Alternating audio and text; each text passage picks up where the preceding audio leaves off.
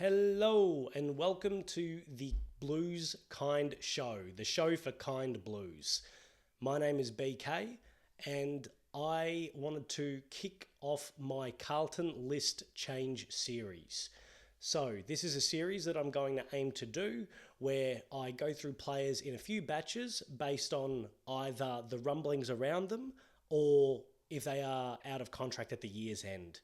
And I'll probably start with the players that I find the most interesting. So if there's anyone you want me to look at specifically, let me know in the comments and we can sort of go from there. Before we get into the players themselves though, I wanted to start with a disclaimer. The aim, as usual for the videos that I want to do on my channel, is to be balanced. It's not to slander the players. It's definitely not to get personal in regard to any of the players. The most important thing to me is the club. No individual player or any group of individual players is bigger than the club. So what I'm assessing is how these players fit into the current needs of the Carlton Football Club and our needs going forward, and whether or not I think that they can contribute or whether we would be better off maybe trying to accommodate them finding greener pastures. So with that said, the players that I'll be looking at today are Adam Cerra, Mitch McGovern and Harry McKay. And we'll start with Adam Cerra. Adam Cerra came over to Carlton with pick 8 in the 2021 draft. At the time, that was considered to be a reasonable trade for a player who was 5 years into his career and had shown tremendous upsides. In his own draft year, he was pick 5 to Fremantle. The second pick taken by Fremantle after they got Andy Brayshaw with pick 2. When he was recruited into the league, he was regarded as being a well-rounded player, particularly though as having a really good kick. One of the main knocks on him when he came into the league was some of his contested work, but that's something that I'll get into shortly. I think he has dramatically improved over time. My view with Adam Cerra and the context and lens that it needs to be looked through is in accordance with him being considered one of our prime midfielders. There are 4 midfielders who attend the most centre bounces at Carlton, and they are Cripps, Walsh, Hewitt and Cerra. I'm not going to look at Ruckman for the purpose of this because, you know, they play a substantially different role. And I know it's not a perfect measure to say most centre bounces attended, but it's a very good indication of who's getting a lot of the minutes in the midfield specific roles. Adam Cerra, unfortunately, is by far the worst in terms of ball retention of the 4 midfielders named. The problem with this is that he is then also not as positive in terms of some of the other features that are brought by the other players that he shares the midfield with. Of those 4 main inside midfielders, he is the lowest for tackles per game. He's still a respectable 4.7 per game, but Cripps, Hewitt and Walsh all do better. He's the 3rd lowest for contested possessions and only 0.1 better per game than Walsh, a player that I would regard as giving a lot more on the outside. So it's 10.8 compared to 10.7. So he is essentially last for contested possessions as well. In addition to this, as I mentioned earlier, when he was brought to the club and brought into the league, he was regarded as a very good kick. His time at Fremantle was kind of dogged a little bit with criticisms of him not being as good of an inside player as he probably should be given his draft pedigree. For Carlton, he has the 2nd worst ratio of disposals to clangers in the whole team, and also has the most inside 50s of any of our midfielders. So he goes inside 50 the most of any of the 4 players I named, but on the entire list, he produces the fewest numbers of disposals per clanger of any player. A part of the function of this are the types of kicks he would need to take, but it does indicate that he has a propensity to turn the ball over, especially in the crucial moments of going inside 50. And for 2025, that has dogged Carlton. I say all of that to say this. Adam Cerra is a good player. I've listed a number of his flaws, but overall, still a very good player. But for Carlton, he is a bit redundant. Hewitt and Cripps filled a similar role of being inside midfielders who provide a little bit of spread on the outside, but they do it better. They just flatly do it better. He isn't good enough at the outside work to provide balance, at least not in our system.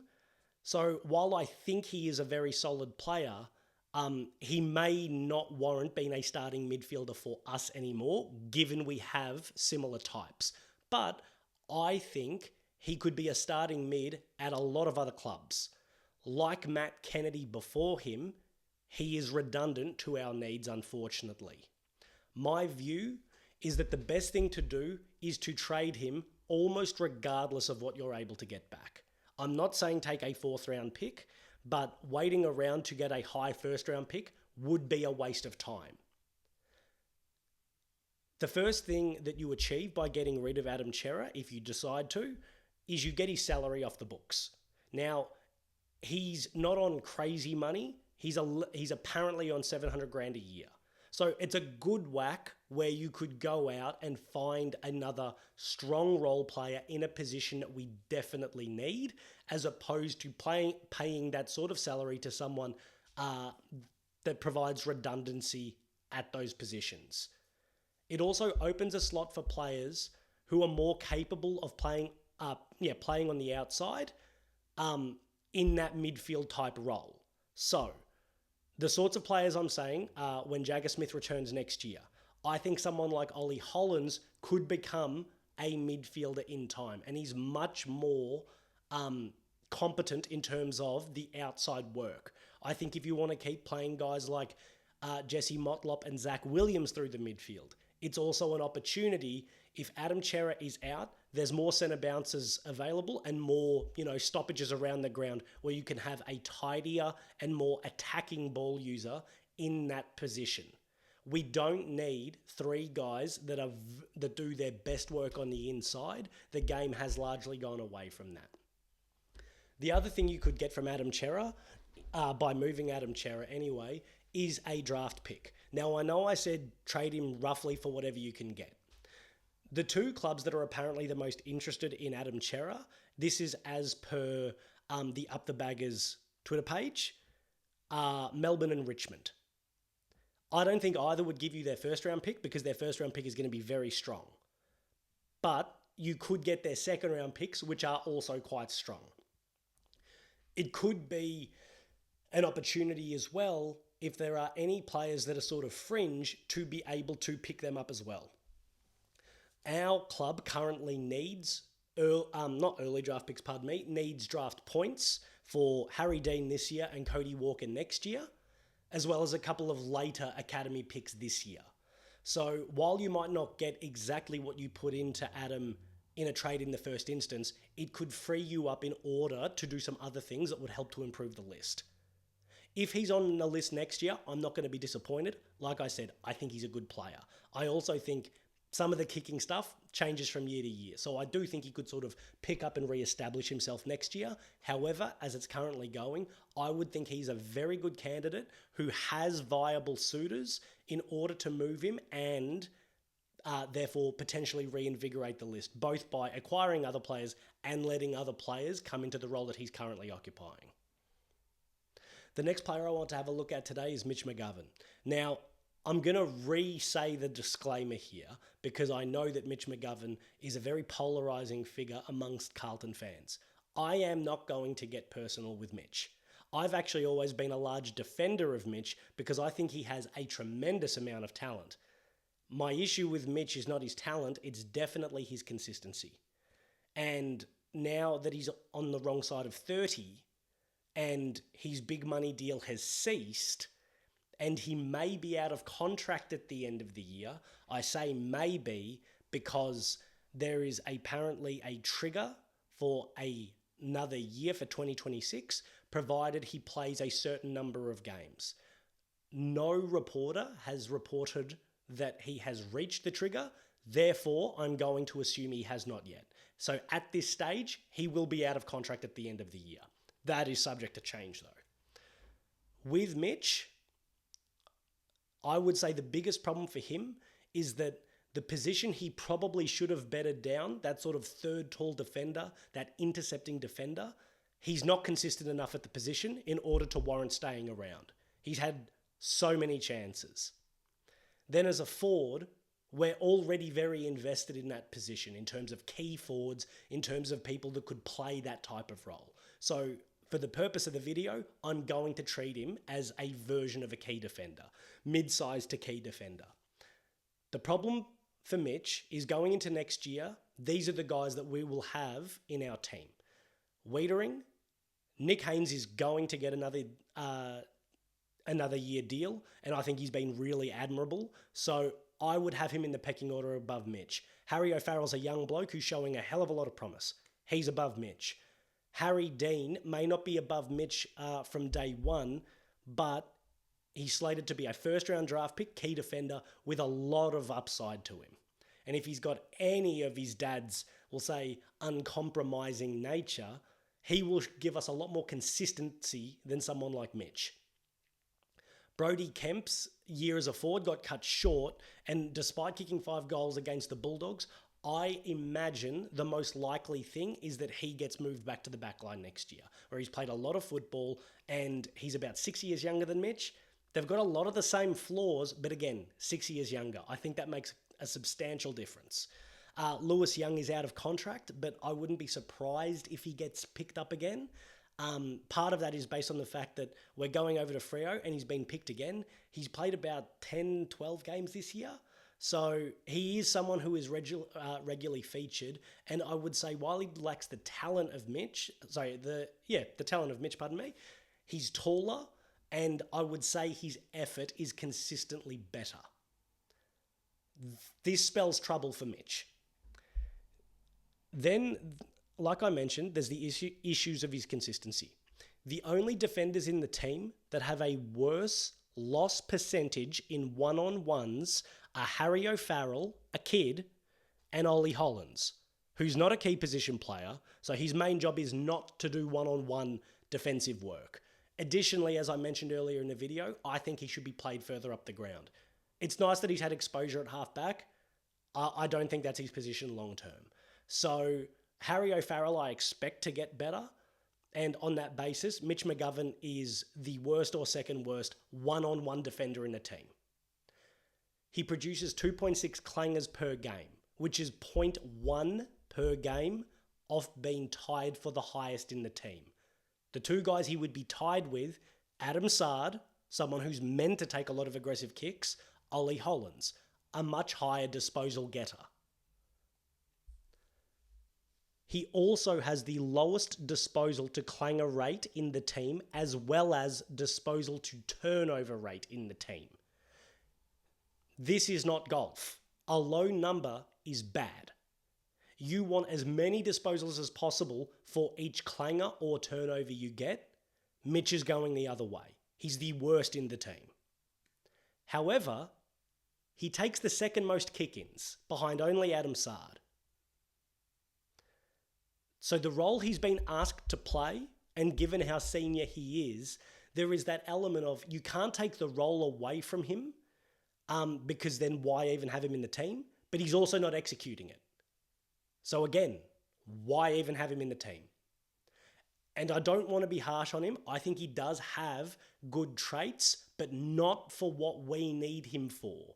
I think he could very well go to another team and still provide a strong senior body who is willing to take on aggressive kicks, and he's very mercurial, so he provides you a certain amount of upside. But for what we need, I don't think he's necessarily delivering.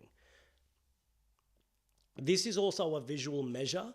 The problem for Carlton is these are elements that are endemic to the team. He's not consistently a good tackler.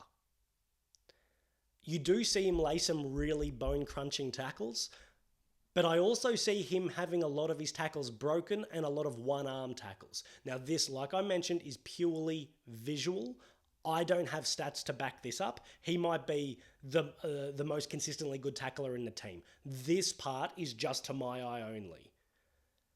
At another club, you might be able to live with it if they had stronger foundations in those regards. Part of the criticism of Carlton, despite being a good tackling team, is too many broken tackles. And in the back line, you just can't have it. Because if your tackle gets broken, a one-on-one turns into a 0-on-1, meaning a forward has no man against him. That is not forgivable given our current woes. Mitch is not the problem on his own, but he is a symptom of, or at least these specific shortcomings are a symptom of.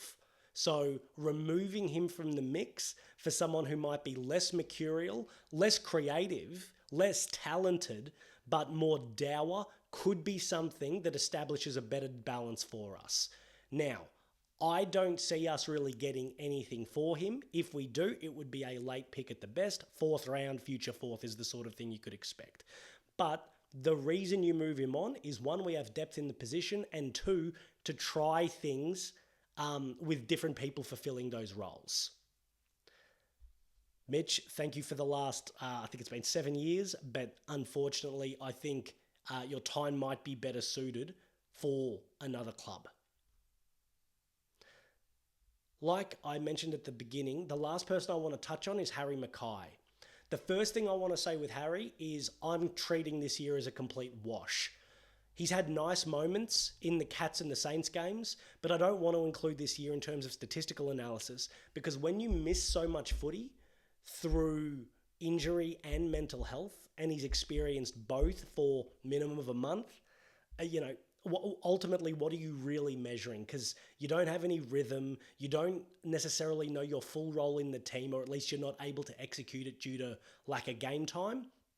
I'm not really that interested in looking at this year from a statistical perspective. So I've gone through the last 2 years. In 2024, Harry was an elite forward. Unequivocally an elite forward. He was, all of these stats are among forwards, so not among all players. That's particularly relevant for marking stats, because a lot of defenders get a lot of marks just from chipping the ball sideways. So among all forwards, Harry took the 3rd most marks per game. He was 6th for contested marks per game, 7th for marks inside 50, 6th for goals per game, and this is all with Charlie being in the top 10 for each of these stats. So the idea they can't work together is, I would say, factually inaccurate. And it's not like 2024 was our great year, whereby, you had these 2 guys playing absolutely out of their skin, and that's what got us there. 2024 started really well, and it fell apart dramatically at the end. And despite that, Harry and Charlie were both in the top 10 for all of those stats. As I read for Harry, he was at least 7th for all of marks, contested marks, marks inside 50, and goals a game. An elite forward. 2023, he had really similar output, where he was top 10, top 15 for most of those stats, slightly better in terms of the marking stats, slightly worse in terms of the goals per game stat. Again, an elite forward. I don't know if you'd ever rate him as a top 5 forward in the league. Definitively a top 10 in at least 2024, probably top 15 in 2023. And again, that's with the redundancy of having Charlie there as well. So my thing with Harry is that as long as he can get over the mental health and injury issues that he's had, there's no reason to think he can't get back to being elite. He's 27. He probably has another 8 years of a career to go. I'd say at least another 3, 4, 5 years at a really high clip. So the guy has currency in a market where key forwards are forever valuable and there's forever going to be an undersupply of them. My thing with Harry is very much like what I said about Jack Silvani from the last video. The focus is on commitment. Harry has never publicly indicated a lack of commitment, consistently reaffirming that he wants to be at the club despite known attempts to prize him out of the club. However, Given what a difficult year he's had, I cannot blame him if he decides I would like a fresh start. We've seen similar things before with what am I saying? I was going to say Jesse Hogan and Joe Danaher. Jesse Hogan did it twice. Left Melbourne to go back to Perth, Fremantle specifically, didn't work out. So the grass is not always greener. But Jesse Hogan again left Freo for a fresh start. It's worked out really well, won a Coleman since. Joe Danaher, his last 2 years at Essendon were mired by injuries and a lack of form and honestly a seeming indifference to being there. Goes to Brisbane. He was an excellent contributor for the time he was there. So it doesn't always work out. I know I've got a very small number of examples there, but it doesn't always work out, but can still provide tremendous value. As I mentioned, I'm club first. So the pros for the club if he leaves. It reduces our over-investment in key position players, which is something I'm really big on.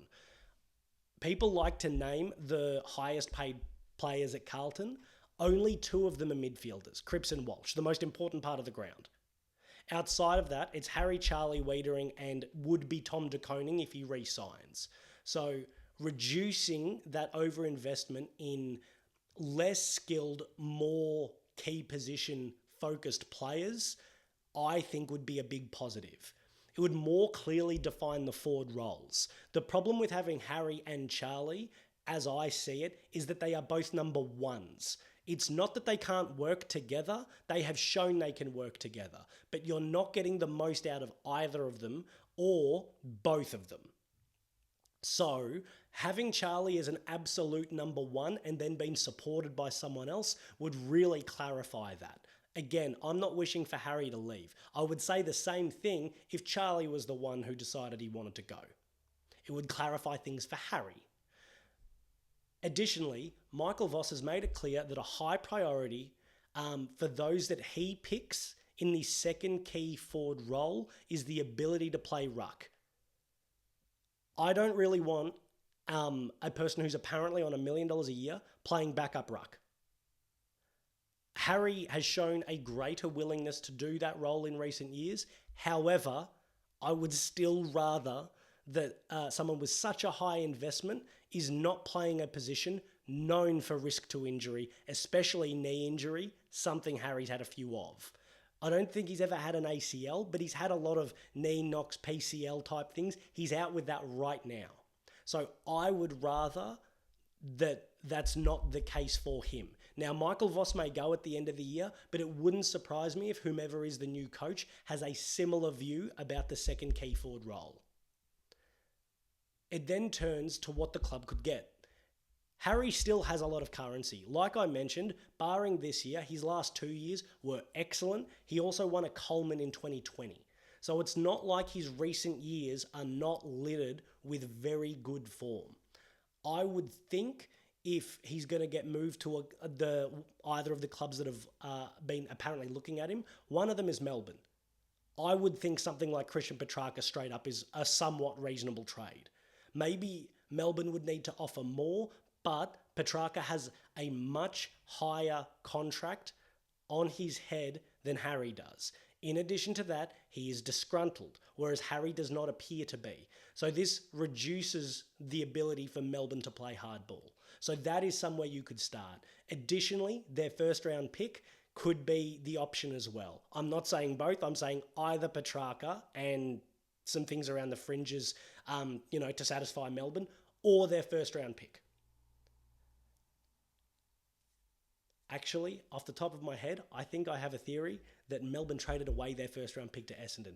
Future first round pick. Either way, doesn't really matter. That's the sort of thing you would be in the market for. If you wanted to look at individual players, someone like Tom Sparrow could be really good, but he's nowhere near the value. So they need to sweeten the pie a lot in order to get it there.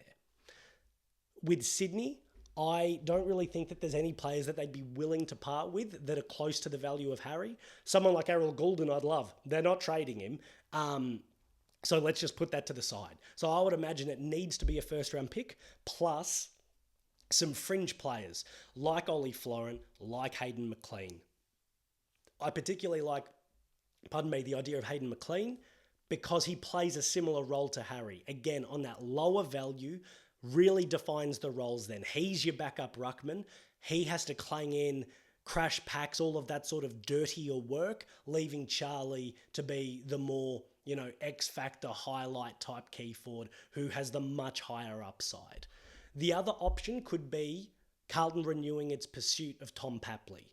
He's 2 years older than Harry and he's had a little bit of injury history. Maybe it's a time to try to prize him out given Carlton's need for a small forward. My view on Harry is very, very simple. If he is not committed, trade him. If he wants to be here and he's sincere in everything he said publicly, keep him. He's an excellent point of difference player. Not a lot of teams have one good key forward, let alone two. And while I've gone on a little bit about the redundancy between Charlie and Harry, they've clearly demonstrated they can work together. His best is elite. He's apparently one of the most diligent workers in the club in terms of his own personal preparation and standards. So that's awesome for new kids coming through to show the standards that you need to have in order to be a really high-level player. But if he wants a fresh start, and I could not blame him after this year, not just Carlton's 2025, but his 2025, which has been really hard on him, it does come with those pros that I listed earlier, which would be a reduction in redundancy, both on our salary cap and in the forward line on field. You can pay someone a lot less to effectively perform the same role, not at the same high level, but still get out of that role, a plus option. And Harry himself is a little bit injury prone, whereby he's played 21 games in 2023 and 2024 and only 19 games in the 2 seasons before that. So Harry has been pretty durable without being exceptional. He's never played a full season. If he decides, I need a fresh start to get my body right, to get my mind right, I wish him all the best. I think we could do really good things with that.